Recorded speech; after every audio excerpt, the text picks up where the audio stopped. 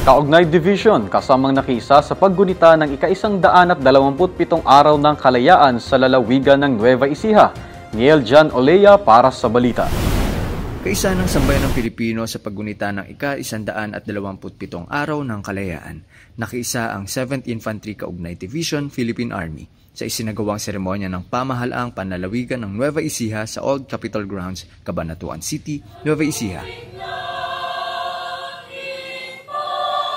Ang aktibidad ay pinangunahan ni Honorable Aurelio Matias Umali, Governor ng Nueva Ecija na dinalohan ng mga opisyal ng Philippine Army, Philippine National Police, lokal na pamahalaan at iba't ibang sektor ng komunidad. Isinagawa ang pag-aalay ng bulaklak at flag raising ceremony, kasabay ng sabayang panunumpa sa watawat at pag-awit ng pambansang awit ng Pilipinas.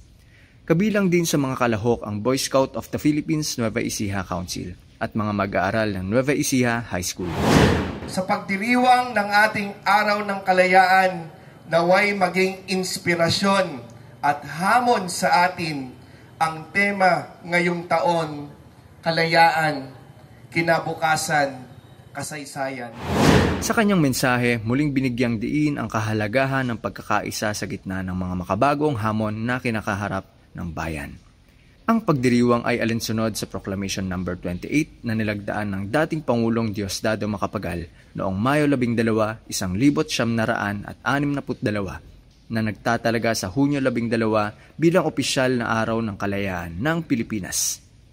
Sa pamamagitan ng pagkakaisang ito, muling naipadama ang diwa ng bayanihan, pagmamahal sa ating bayang sinilangan, pagpupugay sa mga bayani ng kasarinlan. Mula dito sa Fort Magsaysay, Palayan City, Nueva Ecija, ako si Niel Jan Olea, ang inyong pamilyang kaugnay.